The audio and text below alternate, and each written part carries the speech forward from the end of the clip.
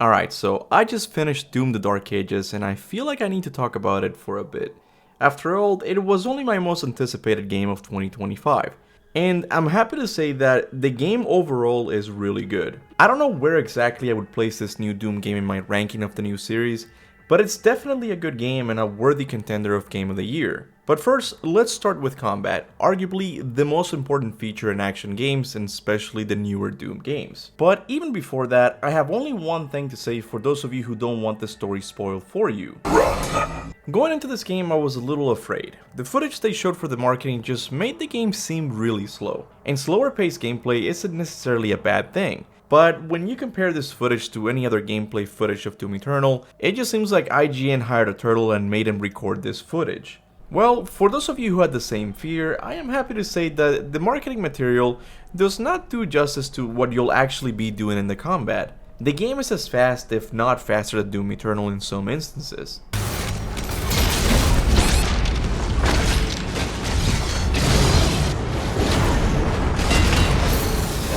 Beautiful.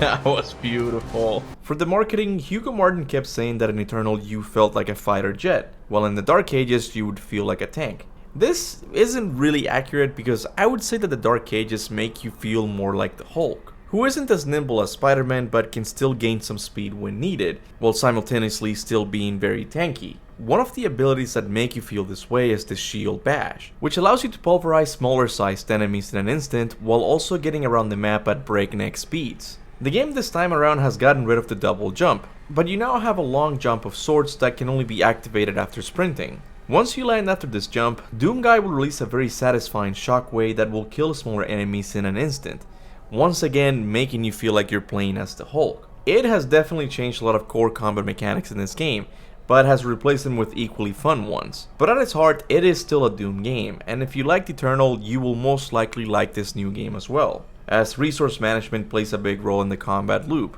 Although I will say that this game felt a lot more generous this time around. I know some fans prefer Doom 2016's more easygoing resource management, while others preferred the stricter resource management system in Eternal. If you were to ask me, I think the Dark Ages resource management fits comfortably in between these two extremes. For the most part, I felt like I always had enough ammunition for any weapon I wanted to use, especially after you get the Dread Mace. That thing absolutely shreds. Wake up! Wake up! But there were some times that I actively needed some type of resource that required a specific skill, which made the combat feel more rewarding as opposed to just mindlessly shooting enemies. But even the shooting itself felt great, because it has made some really sick weapons this time around. Doom has always been known for having great weapons, but the ones in the Dark Ages feel special due to the medieval sci-fi setting. You still get your traditional weapons like the shotgun, minigun, and rocket launcher, but you also get the pulverizer, a weapon that crushes skulls to take out a large group of enemies almost instantly. There's also the chain shot, which is one of my personal favorites to use in this game. Just the look alone of this weapon is so freaking cool, man. But using it also feels really amazing, especially after you unlock the ability that launches a projectile after doing a parry. And that's one thing I haven't mentioned yet. Parrying is officially a mechanic in Doom, and it works surprisingly well. It does take some time to get used to because it's not your traditional parrying. You can't parry every single attack like you can in Sekiro. You have to wait for green projectiles so you can send them back to where they came. All of the other shots you can still block, but it's only the green ones that can be parried.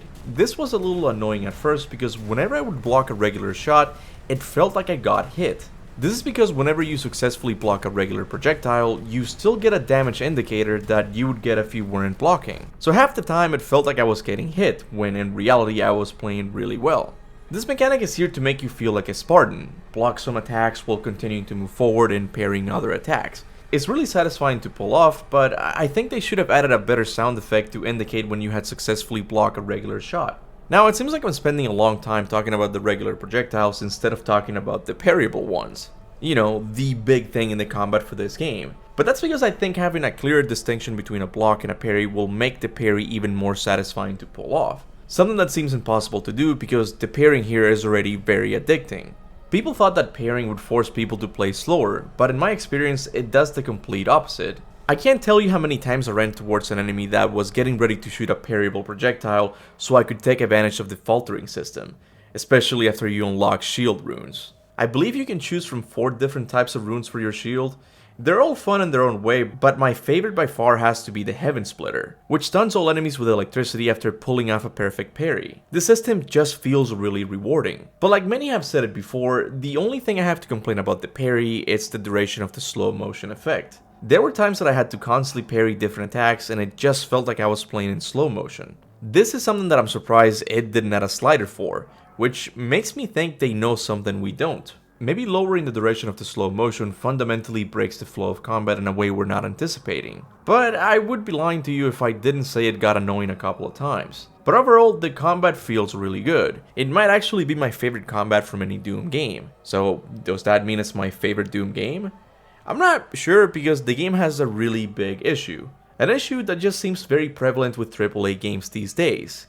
And that would be... The purple sludge is gonna stop him. Yeah, I can't believe I'm gonna say this, but I think I prefer the purple sludge sections in Eternal than some sections in Doom the Dark Ages. And the game's pacing suffers heavily in 3 areas: exploration, and the dragon and mech sections. Now let's talk about the mech sections first because I thought these were the least problematic ones. Yeah, it takes you out of the main combat loop, but it feels pretty good to punch demons. It's a fun boxing minigame that rewards you with cool abilities for dodging at the right time. If it ever decided to make a mech game, these sections could serve as the groundwork. However, the same can't be said about the dragon sections. I love the fact that Doomguy has a dragon, but it just wasn't very fun to play with. It just felt a lot more dumbed down than the main combat loop. All you do is wait around for green attacks that will refill your super shot to destroy shields, and occasionally chase down a demon ship. In fact, I believe these chasing minigames are here as a way to speed up these sections, because they were pretty easy to kill and they usually die exactly where you need to go next. It's like it knew people were getting bored, so they added these demon ships to get players back to the fun quicker. I love Sarat, but honestly I'm glad he's dead because I don't ever want to do these dragon sections ever again. But by far, the biggest issue I have with the pacing is with the exploration. You guys know that I'm not a big fan of open world game design, and Doom the Dark Ages isn't really an open world game, but there are a lot of big, and I mean big levels in this game that just take forever to complete. Now, I wouldn't have so much of a problem with the size of these levels if they hadn't tied progression to exploration. Most of the golden gemstones needed to upgrade your weapons can only be found by exploring these huge levels. This downright sucks, especially for people like me who like to replay action games. On multiple playthroughs, I don't want to have to do puzzles every time I want to level up a weapon. Hell, there were even times in my first playthrough that I just gave up on collecting gemstones because I got so bored of exploring an empty level. The only times that I had fun exploring was during the Cosmic Realm sections of the game. You still have to look for gold and other gemstones, but at least here they made exploring this realm interesting, as you will come across some really trippy sections like a never-ending hallway or spinning rooms. But there was especially one moment that truly made me feel like I was going insane. I looked at the map and noticed that there was a gemstone in one of these optional areas. I thought all I had to do was shield bash a door and simply collect it. But I was so wrong. Oh boy was I wrong. What followed was one of the trippiest experiences I've had in a video game. I'll show you my full reaction, but if you're not interested you can skip about 3 minutes into the video. But if you want to watch it, I'll warn you that you'll hear a constant clicking sound in the background. Don't worry, your headphones aren't broken, I just had a weird audio glitch while recording. But anyway, here's the section I was talking about.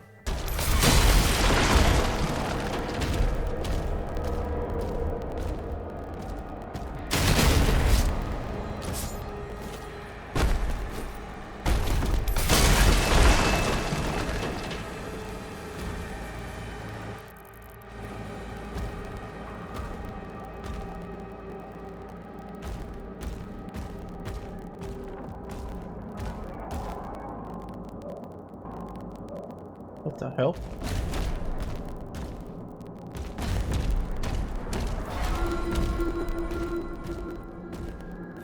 What? What? Oh my god, this is...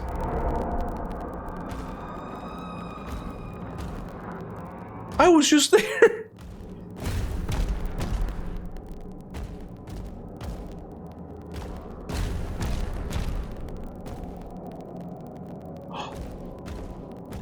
It keeps changing.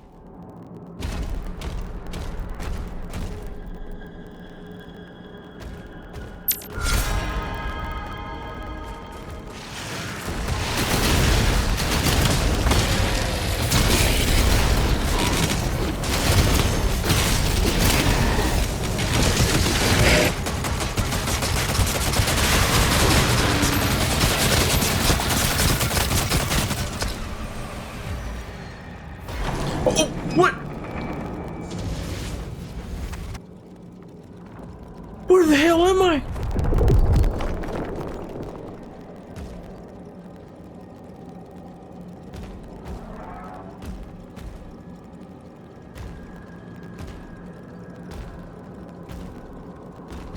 Oh my god.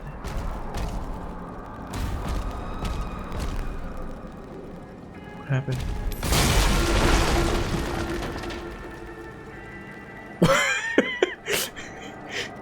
The game's like, alright, carry on. Moments like these definitely made exploring Doom the Dark Ages more rewarding because I was genuinely having fun with the level design.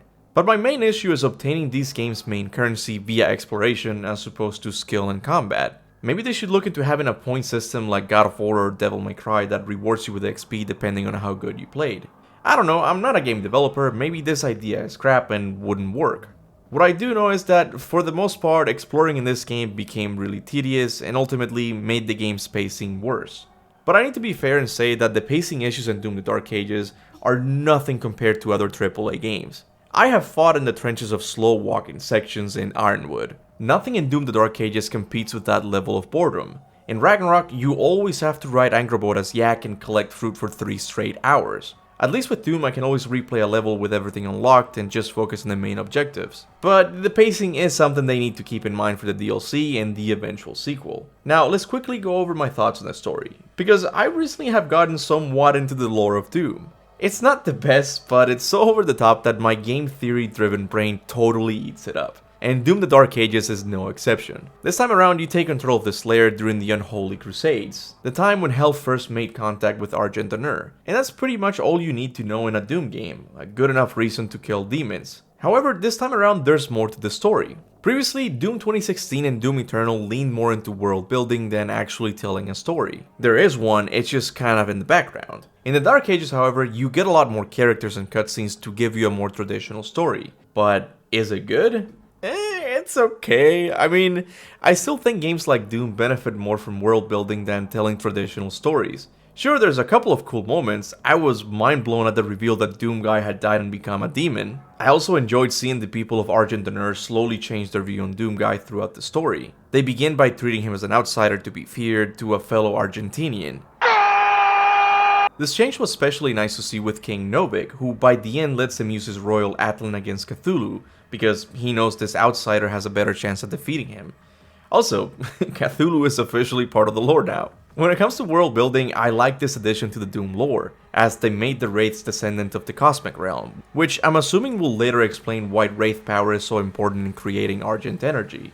There's a lot in this story that I want to take a closer look, because I can tell that it is planning something big for the DLC. Maybe something Icon of the Sin big, if you know what I mean. But the story, it's okay, it's not gonna change your life and it's definitely not going to win any Oscars. One thing that I think would have made some moments much better is the music. Yeah, I know, everyone has talked about how much they miss Mick Gordon, I know, but it is something Ed really needs to keep in mind for the next game. I honestly think Ed needs to beg for forgiveness and offer him twice the amount they paid him in Eternal. The music here just isn't on the same level. It's good, it gets the job done, and maybe in a world where Mick Gordon didn't compose a soundtrack for the previous 2 Doom games, it wouldn't have been as noticeable. But as it is right now, it really is. Mick Gordon just understands Doom better. There were a lot of moments in this game that had the same level of hype as similar moments in Doom Eternal that just felt very anticlimactic. I mean, I literally gave Cthulhu a heart attack with a BFC and I just felt dead inside. Cthulhu felt dead inside, and so did I. Again, I don't want to come across as being mean to the new composer, I'm sure he's a good musician. But he just isn't Mick Gordon. Ed really needs to try and get him back for the next project. But overall, I loved my time with Doom the Dark Ages. It's probably going to be my favorite action game of the year, and maybe even my game of the year personally. But is it the best Doom game? I really don't know. I think it has my favorite combat system, but the pacing can be pretty bad at times. I think I still enjoy Doom Eternal a little bit more, but at this point it doesn't really matter. Because I know that with Hugo Martin at the helm, I am always guaranteed to get a cool action game, and Doom the Dark Ages definitely delivers on that front. But let me know what you think about Doom the Dark Ages. Have you played it? Is it your favorite Doom game? Whatever your thoughts are, make sure to leave them in the comments section below. Now as always, I want to give a big thanks to all of my YouTube and Patreon members for supporting the channel monthly. I would also like to thank everyone who likes and shares my videos. It may not seem like much, but trust me, it really does help. And with that said, thanks for watching, and remember, Go forth, in the name of Olympus.